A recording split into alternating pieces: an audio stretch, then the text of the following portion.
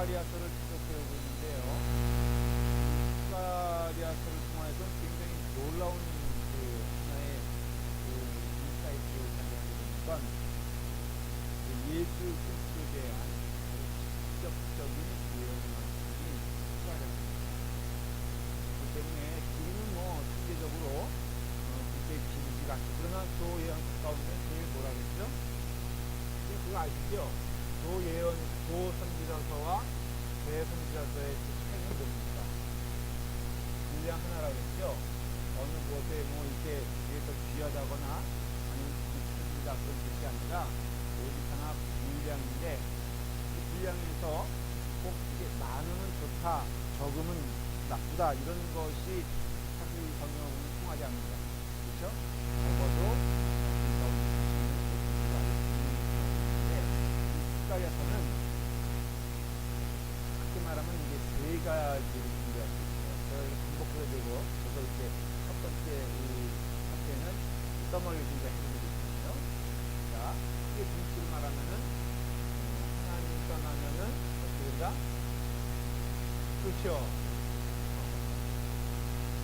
이건 너무나, 그리고 이 스가랴서 말씀은 과거의 말씀이 아니라 지금도 우리에게 주시는 예언된 말씀이라고 했는데, 여러분 정직하게 말해보세요. 말씀 떠나면 많잖아요. 그리고 이것이 이렇게 어느 순간 깨닫게 되는 것은 말씀이 내 안에 있으면 충만한 것을 여러분들이 경험하지 않습니까? 그리고 믿음 생활도요, 때로는 비바람 있고 시련 가운데 있는 것을 보신다고요. 그럴 때 안 보인다고요. 이게 상황하고 힘들고 어려우면은 마음 가운데 이게 당황하고 안 보이는데 하나님의 말씀을 늘 접한 사람들은요 빨리 기억하는 거예요. 그게 뭐냐? 말씀 가운데 길이 있으면 그게 없고 그리고 안 보이는 것처럼 보여도 하나님의 말씀을 접하면은 하늘이 뚫려 있는 것을 경험하기 때문에 그 은혜 가운데 우리가 접하게 되면요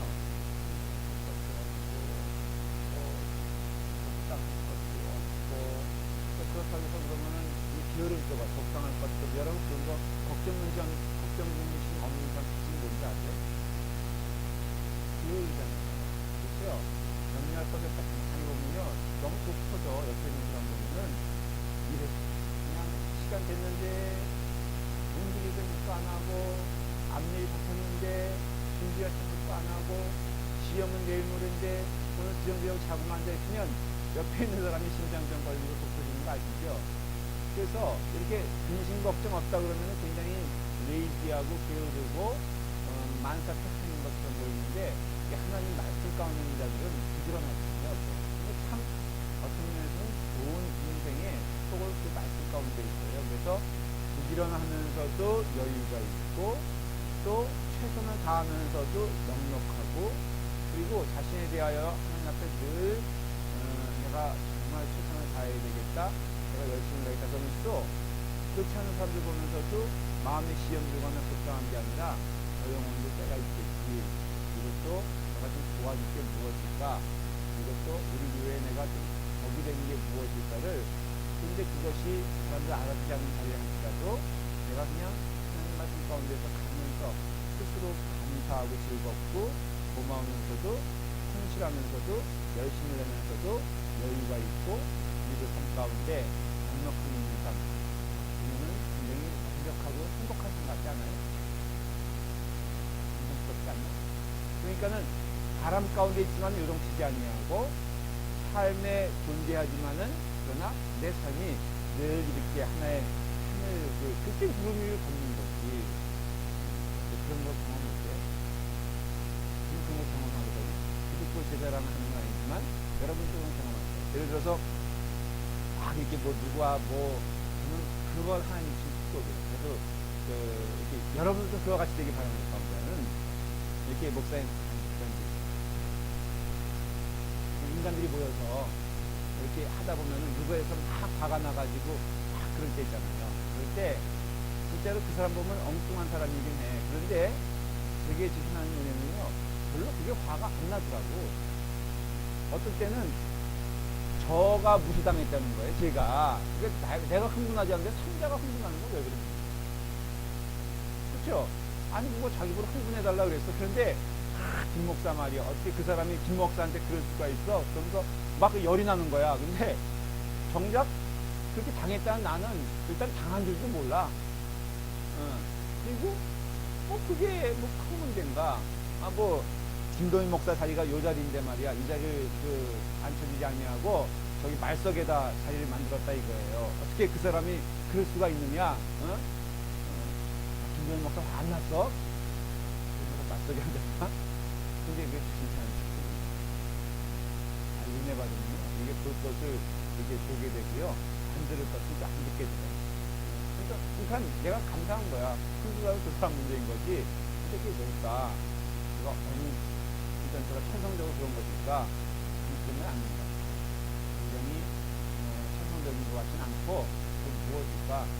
말씀 가운데 쭉 들어가 보면요. 그것들이 그렇게 문제가 되죠. 그래서 모욕당했다? 모욕당했으면 어때? 하나님이 모욕 주신 것도 아닌 것 같고, 그리고 내가 그 일을 하는데 지장받는 것도 아니고, 그냥 그 일 빨리 잊어먹고 할 일을 하면 되잖아요? 그러면은 일단 내 마음 가운데 평화가, 누구도 흔들 수가 없는 은혜가 있고요. 그런 것을 제가 가져올게요. 교인들이 알아주면 좋겠지만은 우리 교인들도 안 알아주는 게 명수잖아요. 그냥 나를 무시해버리고. 그런데 이게 그럴 때도 없어요. 진짜. 근데 눈을 열어보면요. 다 이해가 돼요. 다 이해가 되고, 연세 드신 분들 같을 때는요, 저한테 이제 상담하시는 분들이 있어요. 목사님, 어느 날 갑자기 그분이 돌변했어요. 근데 제가 다 그 얘기 들으면서 이런 생각이 들어요. 연세가 들면은 참 이렇게 정말로 이렇게 온전하게 판단하기가 어려워요. 그러니까 그것도 감사해요. 우리 장로님 보면요. 제가 보니까 60대 청년처럼 보이잖아요. 근데 우리 장로님처럼 되게 귀하게 정말로 신사처럼 되는 것도 그거 복인 줄 아셔야 돼요. 장로님. 근데 그럴 때, 그렇지 않은 행동을 할 때 우리가 이해해야 될 것은요. 그것은 연세가 들면은 일어날 수 있는 너무나 자연스러운 일이에요. 그게 결국은요. 우리가 살면 할 수 없이 저희 어떻게 큰 형님과 되고 싶다는 건데 진짜 마음이 아프면서도 조금 이상한 게 이렇게 뷔페를 갔어요. 뷔페를 갔는데 얼마나 맛있는 것들이 많으니까 근데 손님이 하나도 못 드시더라고요. 네, 심장에 플라스틱 4개나 달았어요. 그러니까 의사가 전으로 당신 다음에는 이거 오피 써져 있으니까는 절대로 먹으면 안 된다. 그러니까 겁나가지고요. 근데 그거는 어떻게 보면 자연스러운 일인 거야. 그러니까 우리가 이와 같이 하나님의 은혜 가운데 주시는 쪽이 말씀을 통해서 하나님을 떠나면 망하고 이제 시가리아서의 큰 두 번째 캐테고리가 하나님은 말씀이다 이거예요. 하나님이 말씀이면 우리는 뭡니까? 이렇게 물어보잖아요. 누가? 그럼 꼭 기억하실 두 가지 있어요. 하나님이 말씀이다. 그러면 우리는 무엇이냐면 순종. 요 이야기. 왜냐면 그 말의 의미는 이게 꼭 이렇게 높낮이가 있거든요. 상대방이 높거나 내가 낮거나 내가 높거나 상대방이 낮거나 그런 거라고요. 엄마의 말은 아이는 어떻게 해요? 우리 엄마들이죠 다. 네? 무조건 들어야죠. 안 들으면 뭐만 본다고 그러죠 우리가? 뇌만 본다고 그러죠. 물론 뇌를 안 보는, 예를 들어서 미니자매 준호는 말 안 들으면 어떻게 해요? 그렇지. 그 정상적인 부모 그러니까 말 안 들어? 울지 말라 그랬는데 이것이 울어? 그러면 그냥 뭐 귀때기를 때리고선 그러면 안 된다 이거죠. 그렇죠. 그러나 전체적인 의미에서는 자녀는 부모의 말에 순종해라. 이것은 대상에서 법이고 또 성경에 보면 분명히 말하고 있어요. 너희가 장사를 원하고 너희가 기쁨을 누리기 원한다면 부모의 말에 순종해. 그렇죠? 순종하는 데가 답니다. 그러니까 하나님이 말씀이다 그랬을 때 우리에겐 딱 하나만 있는 거예요. 뭐가 있어요? 순종. 그래서 이게 다 연관됐는데 망한 이유는 왜 그래? 한자 차이잖아요. 그러니까는 우리가 전공하는 법은 순종하는 거예요. 아주 단순해요. 이게 뭐 복잡한 사족을 살 필요가 없어. 목사님, 말씀이 뭔데요? 그 말씀 가르쳐주고 있잖아요, 지금. 읽고 있잖아요. 듣고 있잖아요. 그렇죠? 그러니까는 여러분들의 삶 가운데, 그러면 자꾸 사람들은 그래서 말씀이 뭐냐, 왜 안 들려? 그런데 그것이 결국은 양심에 투영되는 거예요. 여러분들이 하나님의 말씀 가운데 이렇게 살다 보면요, 분명히 뭐를 통해서 하나님이 역사하시냐면 우리의 양심을 통해서 역사하시죠. 그걸 마음이라고 얘기해요. 그래서 신앙 가운데 쭉 이것이 이제 우리 말씀이 우리 가운데 오게 되면요, 여러분들 양심이 가동되기 시작해요. 악한 것에 물들으면 양심이 어떻게 한다 그러죠? 파인 맞은 자들 이렇게 말하잖아요. 양심이 무뎌져요. 그래서 여러분들이 은혜 받기 시작하면 이 영적 마음이 정돈되면서 하나님이 싫어하는 것과 좋아하는 것, 하나님이 기뻐하시는 것을 모르는 게 아니에요. 그래서 제가 아주 명언을 들었어요. 사람은 다 속일 수 있어도 오직 속이지 못하는 거 하나 있는데 그게 자기 양심이다. 맞는 얘기 아니에요? 내가 누굴 다 속일 수는 있어. 그런데 내 자신이 속일 수 없는 것이 있는데 그게 누구냐면은 내 양심이라는 거예요. 그래서 그런 것들이 투영되는 거예요, 사실은. 그 사람이 거칠어지는 것도 사실 뭐냐면 자기 양심에 편하지 않아서. 그건 꼬맹이들도 마찬가지잖아요. 여러분들, 자, 보십시오. 애들이 잘못을 하면요, 거칠어집니까? 이렇게 착해집니까? 하는 거 애들 그렇게 보신 적이 있어요? 애들이요, 뭔가 잘못을 하고 거짓말하면요, 싸나워집니다. 그래서 괜히 우리 아들도 우리 아들 얘기 들었더니 우리 아들도요, 멀쩡히다 갑자기 썽을 내는 거야. 예를 들어서 이런 거예요. 너 성적표 온 거 봤냐? 너 성적표 한 번도 본 적도 없는데 이상하게 학교에서 성적표를 한 번 내냐? 그러면은 갑자기 썽을 내는 거예요. 왜 그걸 나한테 물어보냐 이거예요. 우체부한테 물어보지. 그래서 이상해. 얘가 그럴 애가 아닌데 갑자기 썽을 내. 그럼 의심이 되면은 뭐를 해야 돼요? 조사가 들어가야지. 그래서 한 번은 열어봤더니 책상을 거기에 없다는 성적표가 딱 있어. 그러면 봤으면 또 어떻게 되죠?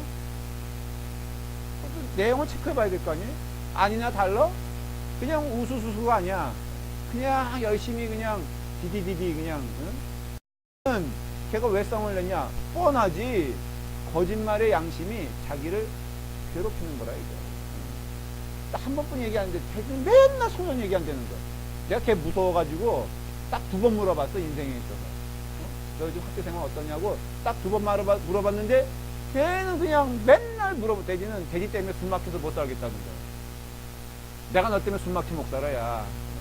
눈치 보느라고 뭐 한마디. 우리 집사람은 조금 신앙적으로 덜 됐으니까는 이게 이제 표출되고 난 참는 거지 이게. 그런데요, 이게 말씀에는요, 순종뿐이 없어. 여러분들, 저는 여기서 뭐라고 여러분들에게 잔소리 할 생각이 없어. 착한 교인되라. 말씀 가운데 가면요, 가장 선한 것을 여러분들이 알아요. 제 말에 동의하면 한번 제가 물어볼게요. 권은희 쌤, 그래, 안 그래? 그쵸? 내가 여기서 편치 못한 거는 내 양심이 편치 못한 것인데, 한번 해보시라고요. 그러니까는 여러분들이 악한 삶을 살 때는 악한 것이 편하고요. 하나님 말씀 가운데 들어오게 되면은 악한 것이 들어온 거예요.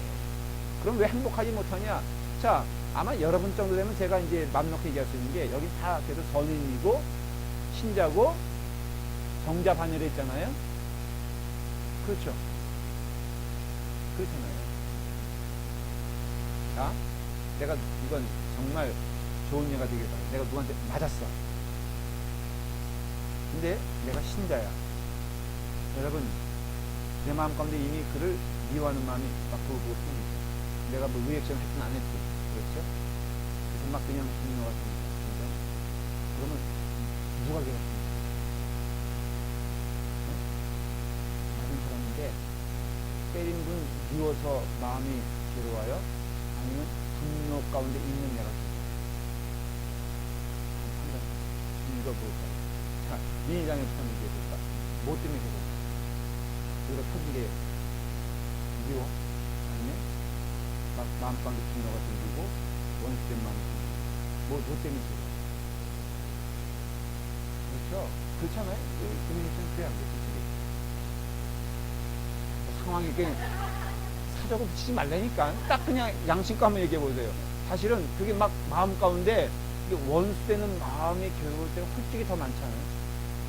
그 사람은 상관없이 내가 이 정도뿐이 안 되나, 아니면은 내가 내 마음 가운데 이 분야의 마음을 그렇잖아요. 그게 뭘 말하냐면요, 양심이 없어요. 근데 그것은 하나님의 말씀에 우리 가운데 인지하게 되었을 때 나오는 거라고. 그럼 그 다음부터는 다음 단어는 뭐예요? 순종할 것이냐 할 것이냐가, 그 사람이 나에게 사과했냐 안 했냐, 이건 아니에요. 이상하게 내가 정말로 그 협박까지 해서라도 사과받는 경우가 있잖아요. 내가 너 고소할 거야. 한마디 딱 해가지고 그것도 아주 냉정한 목소리로 나 너 고소했다. 그러면은 그 사람이 불협을 와가지고 사과해야 하는 할 때 여러분 개운한가요? 개운치 않는다. 사과했어. 근데 개운이 안 개운해? 헷갈리는 질문인가? 너무 어려운 질문이에요. 왜 안 개운해? 사과 받고 모든 게 이렇게 으쌰으쌰 끝났는데. 많이 해본 사람이. 원래 착한 사람이요, 속에 두고두고 많고요. 그리고 또 그 어줍잖게 양보하는 사람도 있잖아요. 그러니까 내가 계속 인격자네 하면서 이런 사람도 독병 걸립니다. 그 단계를 넘어가면 진짜 용서해야 됩니다. 이게 그러니까 어줍잖게 하는 거는 하지 마. 어차피 어줍잖게 할 거라면요, 그냥 싸우세요. 응, 싸우는 게 나아. 제가 권면하는데 부부싸움도요, 내가 정말로 이길 힘이 없다면은 그냥 먼저 접시 깨버려. 내가 그 사람보다 막대면요, 그 사람이 무서워서 상대를 안 합니다. 남편이 예를 들어서 이제 진성 집사님 와가지고 어줍잖게 하잖아요.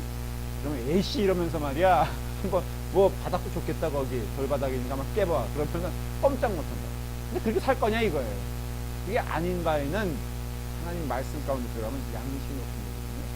그래서 지금 제가 여러 가지 얘기 많이 했지만 요거 그래서 여러분들이 순종해야 사는 거예요. 그게 바로 두 번째 이야기예요. 7장 8장이라고 그랬죠.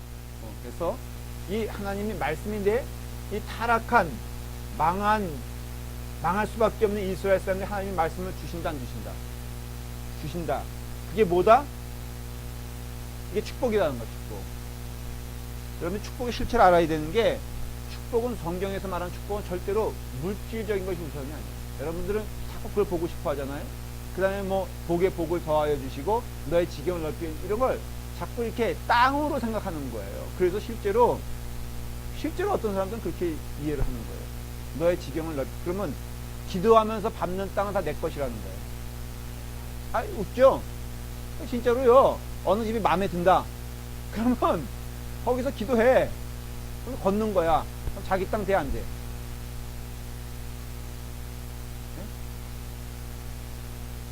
지금도 걷는다니까 그랬어.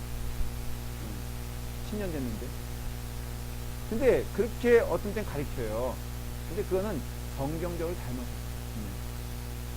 우리가 정말 축복은 뭐냐면요, 하나님의 말씀이 우리 가운데 임재한 게 축복이고, 용서도, 자, 이스라엘 하나님을 떠나면은 망한다라는 이스라엘 사람들에게 하나님이 주시는 축복인데, 그 사람들 가장 필요한 것이 뭐냐? 하나님의 말씀이라는 것을 알고 있어요. 그 말씀이, 자, 이 말씀은 우리는 두 가지로 이해해요. 하나는 하나님의 성경 말씀, 예, 말씀. 그런데 그 성경에서 말하는 말씀이라고 했을 때 또 하나 중요한 말씀은 바로 누굴 말하는지 아십니까? 예수 그리스도를 말합니다. 그래서 말씀이 요한복음에는 육신이 되었다 그랬어요. 그러니 이 말씀이 곧 누구냐면 예수 그리스도. 그래서 예수 그리스도를 영접하는 자마다 멸망치 아니하고 구원받는다. 예수 그리스도를 믿는 자마다 그 삶의 집에 구원이 임하여 축복받는다. 그래서 이 스가랴서의 세 번째 중요한 파트는 누굴 말하는 거겠습니까? 예수 그리스도를 증거합니다. 아주 이 내용이요, 예언적인 내용인데 정확히 이대로 이루어져요. 제가 이제 여러분들에게 보여줄 거예요. 그 당시에 가졌던 메시아 상은 어떤 상이라고 했죠? 이런 스가랴서에서 말하는 메시아 상이 아니에요. 정반대요. 근데 참 놀라운 것은 이 구약이 하나님 말씀인 게 틀림없는 게, 이 구약은요, 말씀드린 대로 그 시대적 흐름에 사람들 마음에 딱 맞는 말씀이 아니에요. 이해가 되세요? 그러니까 파퓰러, 인기 있는 말씀이 아니라는 뜻이죠. 그러니까 그 사람들이 가졌던 신앙관과는 전혀 다른 말씀이 구약이에요, 구약. 그러니까 그 당시에 이 말씀이 인기 있었을 것이다 라고 생각한다면은 예스에 노예요.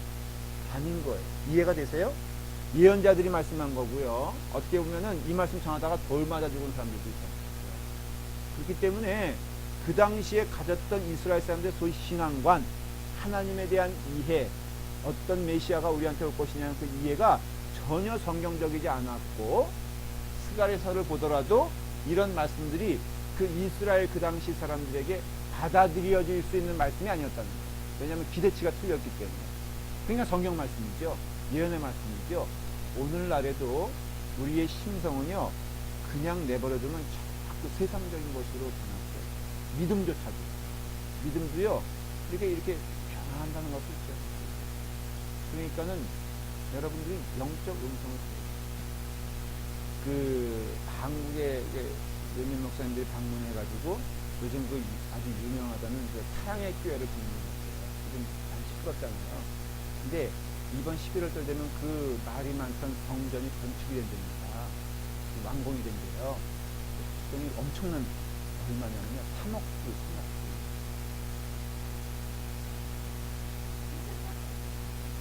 불. 네? 3억, 얼마기는 3억 불이지. 그걸 얼마야? 혹시 3만 불은 아세요? 오케이. 그러면 30만 불은 그림이 그려져요? 시간, 이제, 그렇죠? 300만 불은 그려져요? 빌딩 좋은 거 세우면은, 큰 거 세우면은 300만 불이야? 3천만 불은 아시겠죠? 그러니까, 그거 이제 다 안 돼요? 그러니까 300만 불은 아직 300만 불까지는 감이 잡히시죠? 그럼 3천만 불은 그거의 10배니까는 뭔지 알겠죠?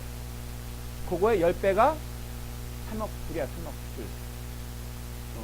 그러니까는 우리 여기에서는 볼 수 없는 3억 불 가지고 짓는, 우리 일반인들이 질 수 있는 건물이 없죠. 이해가 되세요? 저 은혜교회인가가 이번에 진 것이 2천만 불 쓴다고. 그렇죠. 한호준 목사님 교회에 있는 주님의 교회 무지무지 크다고 우리가 지금 굉장히 부러워하잖아요. 거기 그게 700만 불 들었거든요. 그냥 그거에 7천만 불 10개, 그 다음에 그거가 하여간 그런 거예요. 갔더니요, 동시에 7,000명이 들어올 수 있는 거예요. 그런데 세상에 원형으로 생겼대요. 근데 기둥이 하나도 없대. 첨단 공법으로 졌는데, 목사님과 모든 교인들이 다 거리가 30m 안에 있다는 거예요. 단경이. 몰라면 항상 나도 그래서 가보고 싶어가지고 지금 너무너무 가보고 싶고 있죠. 근데 목사님들이 입에서 이런 얘기가 나오더래요. 그냥 고백하는 건데, 그분의 고백이죠. 야, 이거 500년 교회는 박물관들이 있다.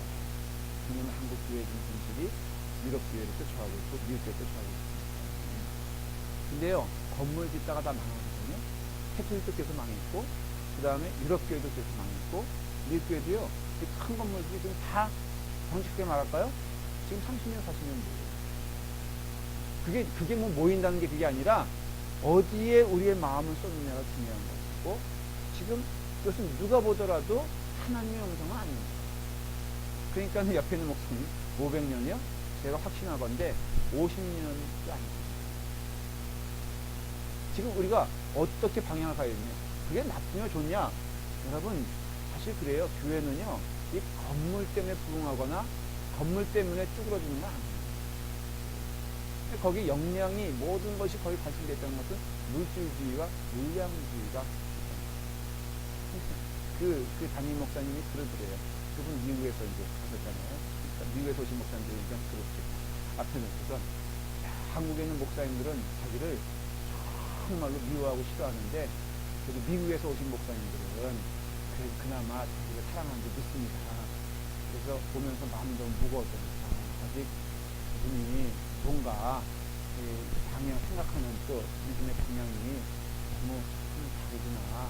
제가 왜 이런 얘기를 하냐면요, 이게 타성지석이고 조심해야 됩니다. 우리가 이와 같이 축복은요, 예수 그리스도의 이게 축복이지 눈에 보이는 거 아니에요. 하도 이 교육과는 축복의 결과가 아니고 우리 그냥 필요에 의해서 지는 건다 그랬더니 어떤 장로님은 한탄하면서 목사 그렇게 얘기하니까 헌금이 안 나오잖아요. 근데 헌금 나는 더 잘 나오지 않을까 그러면? 저는 이걸 전하고 싶은 거예요. 이 교육관이 필요하냐? 우리 아동부 여기 사역자가 있는데 필요하냐? 예수 그리스도 전하기 위해서 필요한 거예요. 이게 업적이 아니라 이게 뭐 이건 업적 아니에요. 착각하지 마세요. 이게 업적이 아니라 우리가 예수 그리스도를 전하는데 물론 만일에 할 말이 있지. 그게 크게 짓는 것도 다 예수 그리스도를 위한 것입니다. 그거는 양심의 문제. 그거야말로. 난 평가할 생각도 없어요. 또 거기에 시간 그걸 분석하느라고 투자할 시간도 없어. 다만 우리가 경계하는 것은 우리가 그렇게 될까봐. 그리고 또 우리가 조심해야 될 것은 정말 그 안에 예수 그리스도가 있느냐. 그분이 양심으로 그렇게 했다면 오케이. 열심히 거기서 또 복음 전하면 되는 거죠. 그럼 결과가 사실은 나타날 거예요. 근데 그분은 그분이고 나는 여러분들과 함께 뭘 해야 되느냐. 이거를 전하면서 예수 그리스도를 증거하는 게 약속. 이게 스가랴서가 다 그 말해줍니다. 그래서 이 부분은 1장부터 6장까지고요. 넘버 1. 요거 넘버 1. 망하는 거 1장부터 6장까지고 요 넘버 2는 7장부터 8장까지고요. 그 다음에 넘버 3는 9장부터 이어지는 내용. 이게 전체적인 써머리인 것을 알 수가 있어요. 자, 한번 우리 보십시다. 7장을 한번 펴주세요.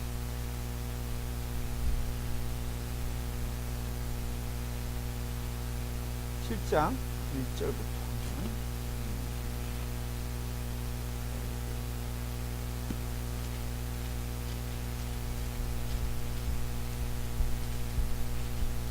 7장 조금씩 읽어보세요. 시작. 여기 보니까 다리오 제사 그렇게 돼 있죠. 페이지를 넘겨서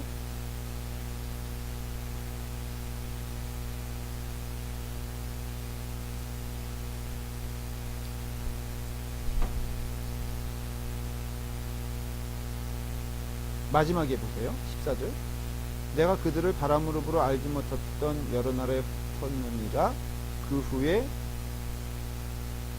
이 땅이 황폐하여 오고 가는 사람이 없었나니 이는 그들이 어떻게 했다고요? 아름다운 땅을 황폐하게 하였음이니라 하시니라 하고 말씀하잖아요.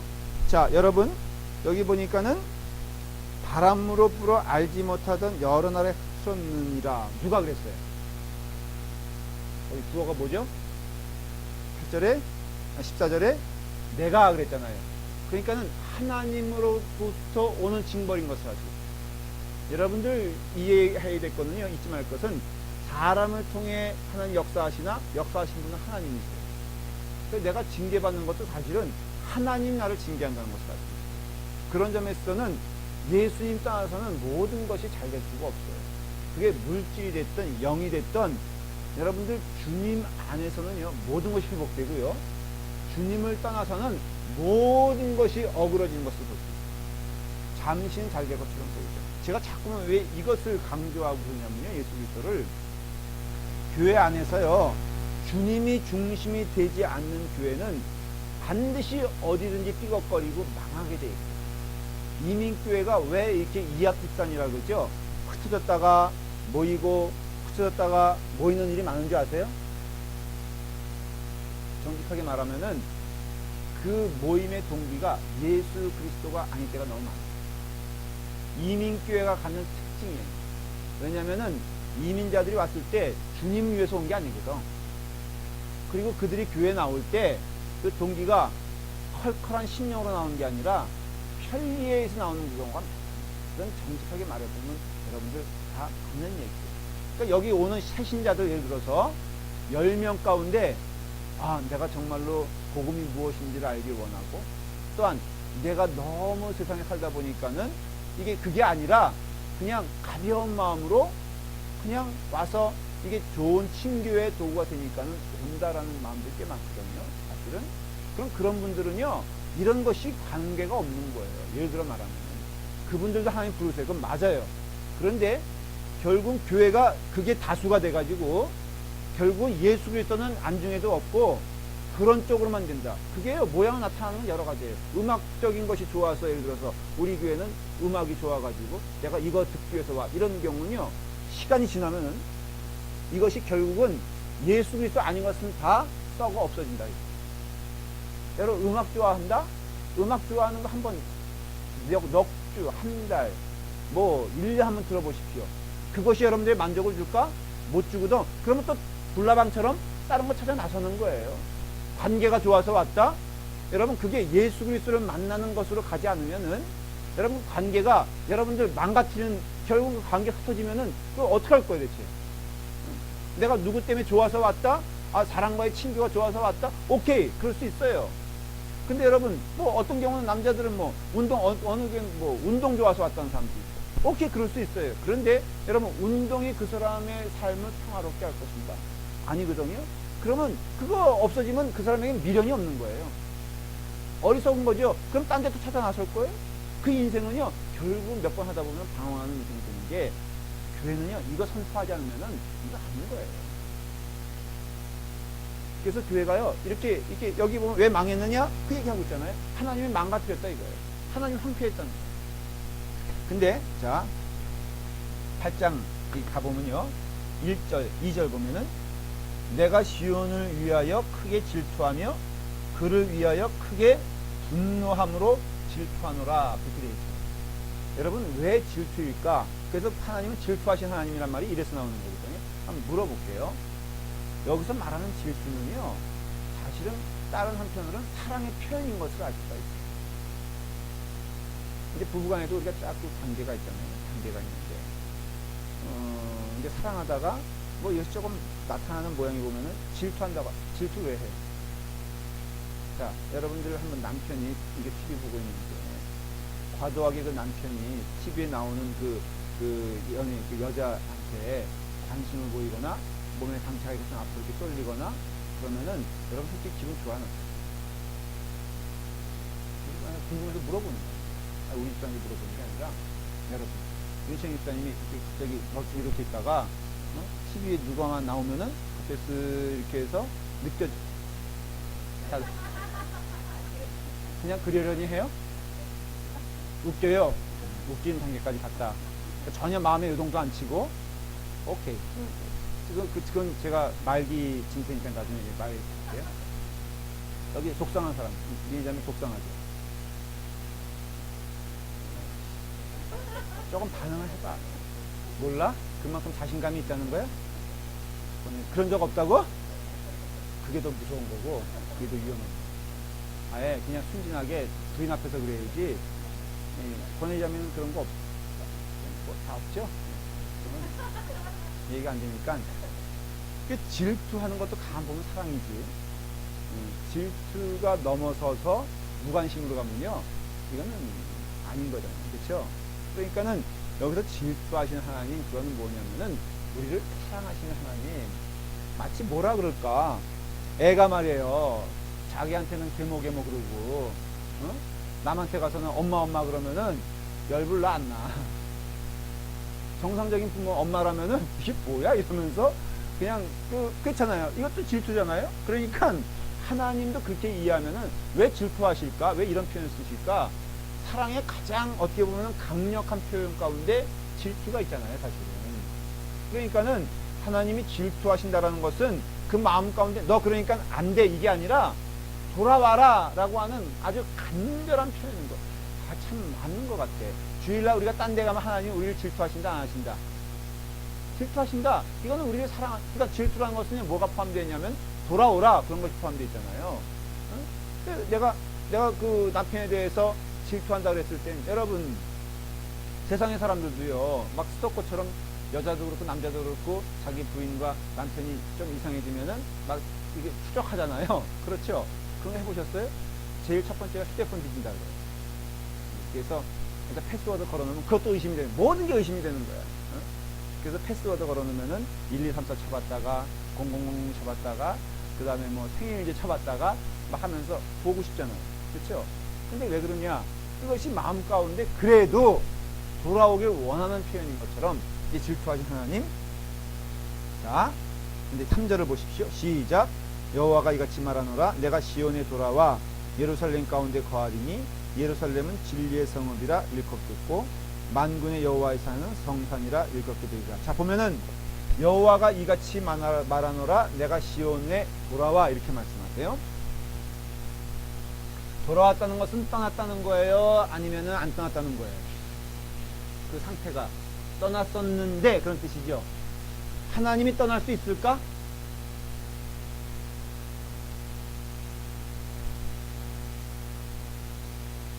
출애굽에 보면요, 하나님의 임재의 상징이 딱 두 가지로 나와요. 그 뭐냐면은 불기둥과 구름 기둥.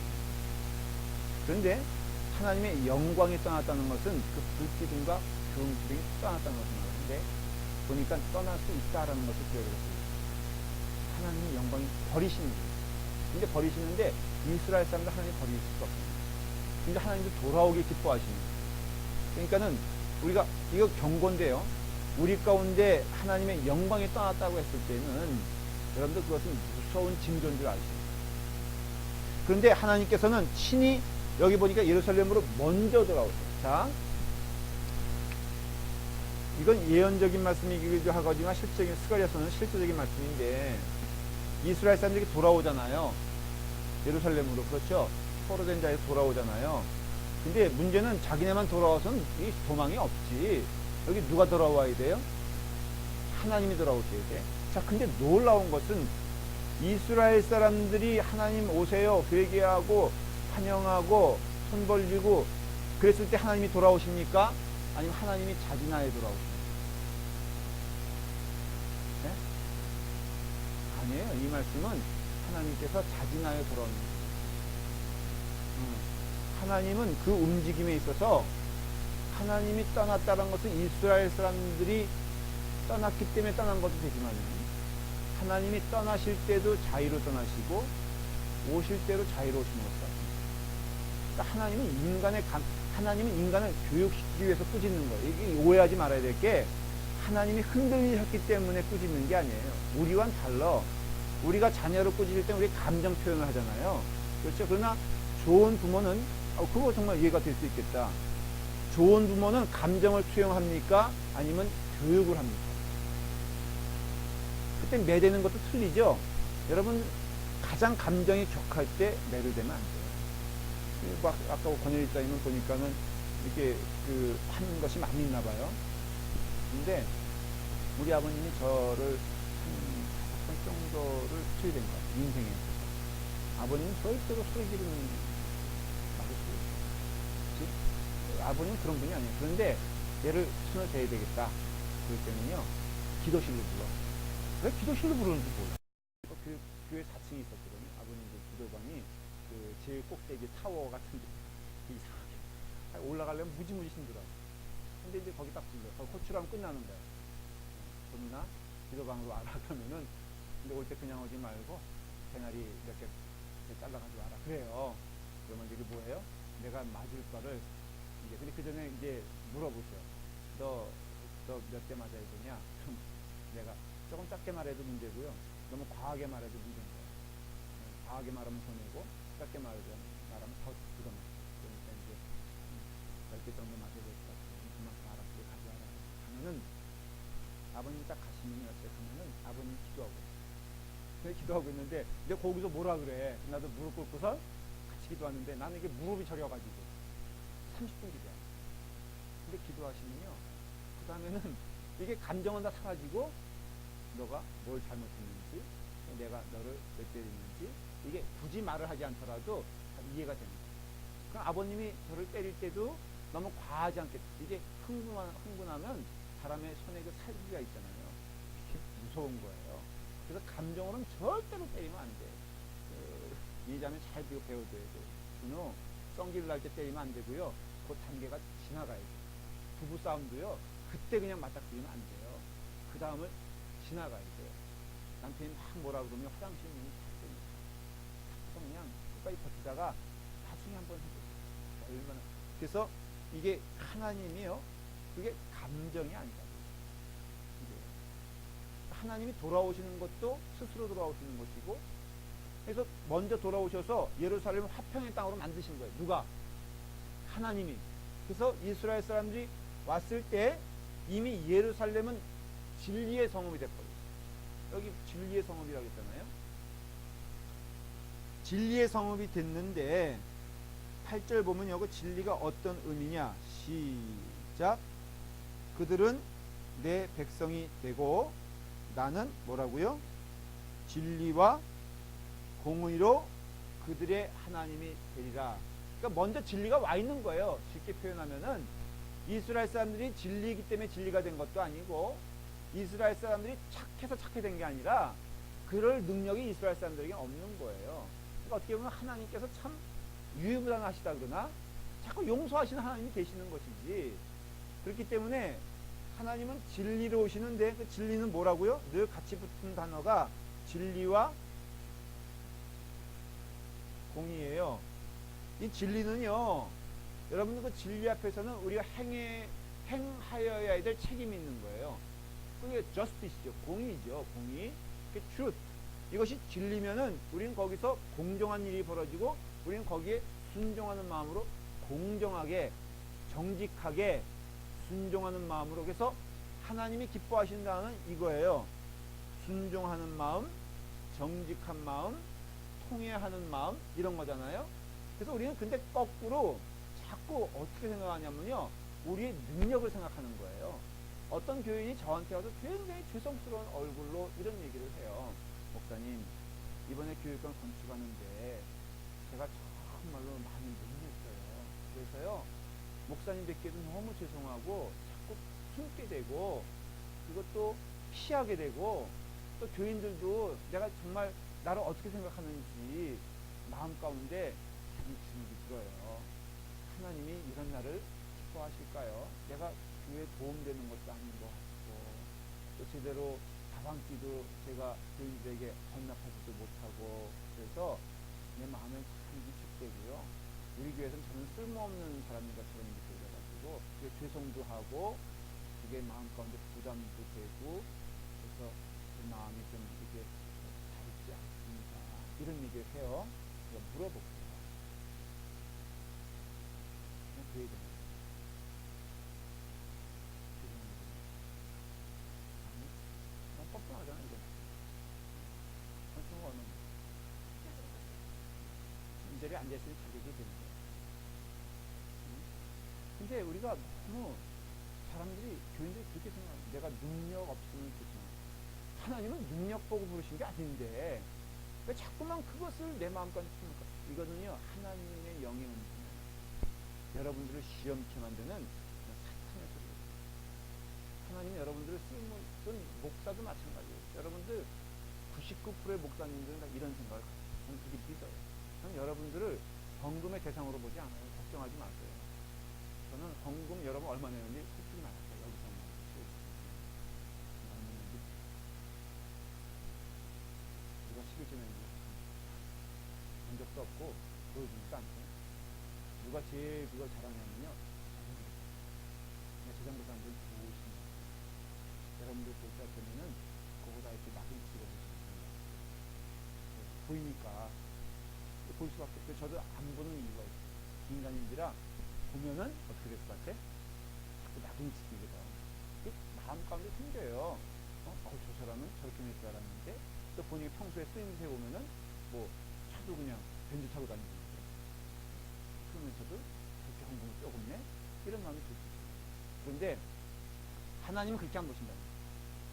하나님은 우리를, 하나님은 사랑으로 대하시는데, 성경에 나오는 단어도 기억하세요. 회개하는 자, 그 다음에 순종하는 자, 이런 마음이 열린 자, 이런 걸 하나님이 보시지, 그거 뭐 능력이 있다, 왕이다, 종이다, 농부다, 이런 거는요, 하나님의 그냥 탤런트대로 살아가는 모습일 뿐, 이게 축복의 열매가 될 수 없다는 것을 기억하세요. 그리고 여러분들은 남을 대할 때도 그래요. 자꾸 교회 안에서 이런 얘기하면 제가 어느 안되기는 당할 거예요. 뭐라고 하냐면, 목사님, 이번에 전도한 사람 꽉 잡아야 됩니다. 영양가가 훌륭합니다. 그 사람 얘기하면은 우리 교회 이제 100명 넘으니까 목사님 그랑 꼭 붙잡아야 됩니다. 정말 제가 싫어하는 표현이에요. 이 사람은요, 이민사회에서 얼마나 영향력 있는 이런 사람이 우리 교회에 오면요, 정말 그런 마음이 너무 없으니까 우리 교회는 너무 영향가가 없는 사람들만 보이는 거예요. 근데 여러분 그거 아니에요. 그냥 있는 대로 우리 교회가 전혀 그런 것이 없다 할지라도 감사함으로 믿음 생활하시기를 제가 간절히 부탁드립니다. 여러분들은 각각 막혀진 영혼들이 있을 거예요. 우리 임집사님은 아동부도 그렇고, 그리고 또 속장은 수건도 그렇는데, 영양가 있는 사람들 찾으려고 하지 말고 하나님 앞에서 순종하는 속장 되고, 하나님 앞에서 순종하는 장로님 되고, 하나님 앞에서 순종하는 사역자가 되길 바랍니다. 내게 맡겨진 것이 그거지 누구를 평가하라고 또 누구를 의지하라고, 우상이 여러분 꼭 눈에 세워야지 우상입니까? 사람 의지하는 것도 우상 아니에요? 심지어는요, 남편이 아내 의지하는 것도 우상이고요, 아내가 자식 의지하는 것도 우상이라고요. 아브라함에게 있었던 우상은 이삭이었잖아요. 그러니까 하나님께서 가차없이 이삭을, 물론 하나님께서 이삭의 생명을 살리셨지만 말씀하고자 하는 뜻은 무엇이냐면, 이삭이 우상되면 너 반드시 이삭이 죽는다, 그런 거예요. 또 우리도 마찬가지예요. 남편이 우상되면요, 그 남편 죽습니다. 아내가 우상되면 아내 죽고요, 자식이 우상되면요, 그 하나님께서 자식 치실 수도 있어요. 진짜로 그런 일이 일어났어요. 때문에 여러분들이 진리와 공의 앞에서는 오직 순종하고 무릎 꿇고 주님 앞에 머리 숙이는 것이 중요한 것이다. 그럼 믿음 생활은 깨닫게 되죠. 내가 열심을 내는 것보다도 중요한 건 뭐라고요? 순종하는 마음. 그래서 무엇을 하더라도 내가 잘해야 되겠다는 생각보다도 하나님께 순종하는 마음. 이거 꼭 기억하시기 바랍니다. 여러분들 잘하는 것은 중요한 게 아니에요. 최선은 다해야 되죠. 그러나 최고는 될 필요가 없는 거예요. 우리 교회가 이 땅에서 어떤 분들은 때로는 그렇게 있다. 우리 목사님 이 남가교에서 우리 교회가 진짜 최고 됐으면 좋겠어요. 사랑의 뼈를 눌렀으면 좋겠어요. 그러더라고요. 너무 거칠지 않았어요. 사랑의 뼈 말고 감사하는 뼈는 우리가 좀 이겨야 되지 않겠어요? 뭘 이겨요? 이기려고 우리가 목사하는 거 아니고 진화성하는 게 아니라, 모든 교회가 축복 가운데, 그 교회는 너무 이민사회가 넓잖아요. 아직도 안 믿는 사람도 있고. 그러니까 여러분들, 난 전도할 사람 다 믿는 사람, 이것도 거짓말이지. 안 보려고 하니까 그런 거지. 그렇죠? 그러니까 좀 이렇게, 사실 그래. 난 그래서 맨날 목사님 교회만 알아요. 이것도 문제가 있는 게, 여러분 그래도 좀 같이 술집에 갈 건 아니지만은 나이트클럽도 가셔도 얼마나 전도가 되겠어요. 옛날 실력 발휘해가지고 너무 예수 믿는 사람들만 이렇게 상대하지 말고 좀 이렇게 거친 사람들 상대하라 이거예요. 이거 하라 이거예요. 자, 이거예요. 그래서 지금 이 말씀, 그러니까 여기 포인트는 뭐냐면은 8장이 이거예요. 하나님 말씀이 임재한다. 이스라엘을 회복시켜 주시는 분은 하나님이시 너희가 아니다. 그러니까 이미 회복된 세팅에서 인바이트하는 거예요. 그러니 너희에게 뭐가 필요할 것이다? 오직 하나 요구하시는 게 뭐예요? 이제 순종하라. 불순종으로 망했다면은 너에게 이제 순종의 삶을 살아라 하는 것을 얘기해 줘요. 그래서 구원하신 하나님께서 우리에게 그 약속을 이제 하나님께서 말씀해 주고 계시고요. 하나님은 계속 우리 가운데 평강을 주시고, 그리고 사랑과 가축의 많음을 약속해 주세요. 이게 이미 1장, 제가 그냥 빨리 찾아볼게요. 1장 11절에 보면요, 그들이 화석류나무 사이에 선 여호와의 천사에게 말하되 우리가 땅에 두루다녀 보니 온 땅이 평안하고 조용하더이다, 이렇게 되어 있잖아요. 이게 약속된 예언인데, 우리가 진리와 공의의 하나님이 임재하시면은 우리의 삶 가운데는 순종과 함께 오는 축복이 뭐냐면 평화예요. 평화. 그래서 이게 다 연결되어 있는데요, 순종하는 자에게 임하는 가장 큰 축복이 뭐냐면은 평화예요. 평화. 그래서 부모 손 붙잡고 하는 어린아이의 마음 가운데 뭐가 있어요? 평화가 있잖아요. 어린이 공원 갔을 때 뭐죠?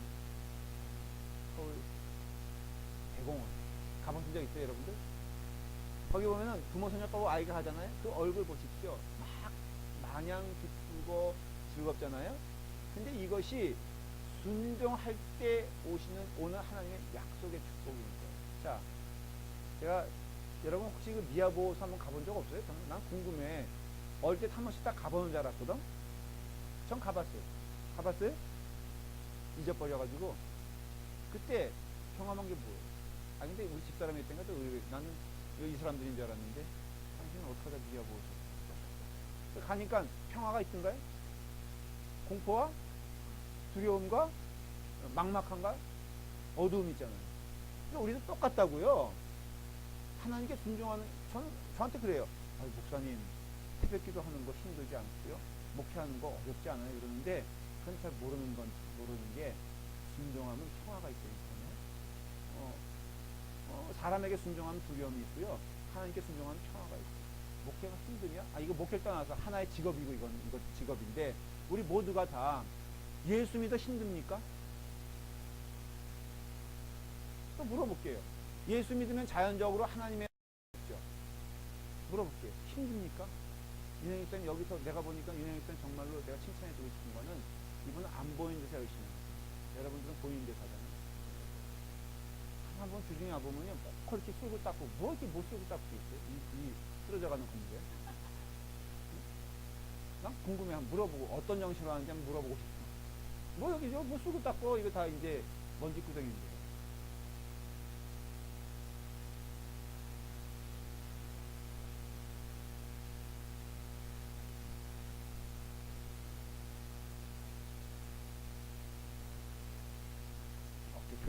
그럼 물어볼게요. 아무도 알아주는 사람 없죠. 김보선 집사님은 정리해요? 교회에 대해서? 전혜리 집사님은 집사님 주고 한다고 해요? 안 하죠? 안 하지. 뭘 머뭇거려. 내가 다 알고 있는데. 했어요? 거꾸로 물어볼게요. 했어? 안 했죠? 섭섭하던가요? 오케이. 기쁜가요? 감사한가요? 이거 봐. 억지로 애써 회장됐죠. 물어볼게요. 작년의 세월이 그렇게, 아니, 올해, 그러니까 내년이라면, 올해 세월이 그렇게 지옥 같았어? 말도 안 듣는데. 맨날 엉뚱한 소리 하는데. 예. 자, 그러니까 이 질문이에요. 왜 그게 지옥이냐? 어떤 사람은 그래. 목사님 다시는 안 합니다. 이제는. 조금 이해는 되지만은 너무 마음이 아픈 거예요. 그랬을 때 주시는 하나님의 임재와 축복을 왜 못 느꼈을까? 왜 볼 것을 보지 못하고 왜 엉뚱한 것을 봐? 충분히 이해가 돼. 내가 경계하는 게 아니라 그 회원들이 좀 쫓아와줘요. 근데 여러분, 회원은요, 그 사람들의 타고난 사명과 그 사람들이 해야 될 사명은 뭐냐면 불순종입니다.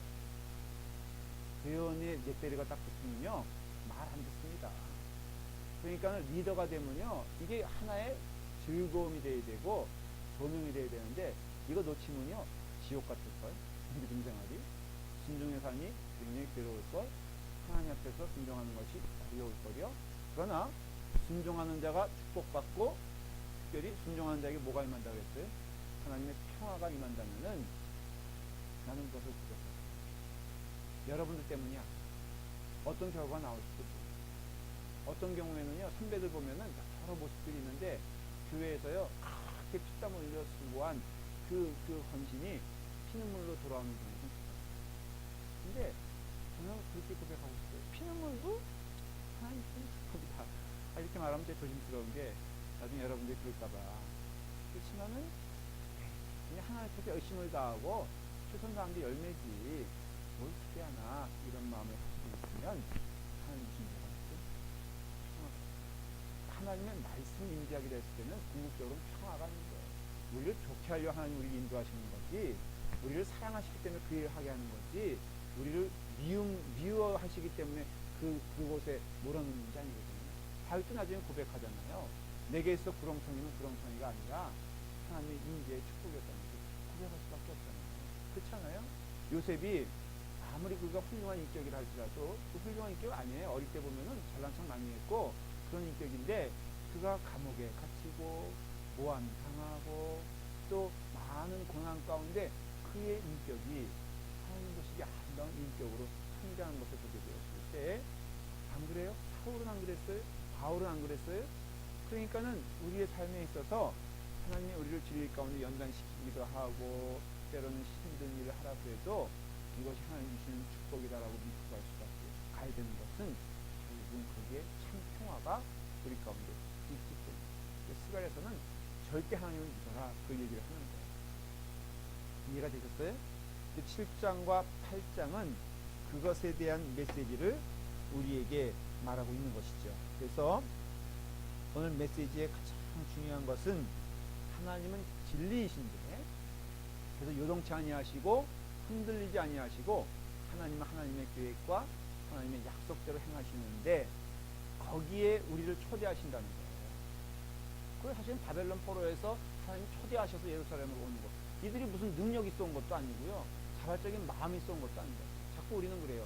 아니 목사님 거기 보면 에스라도 기쁜 마음으로 왔고 느헤미야도 헌신했는데 성경적으로 표현하면요.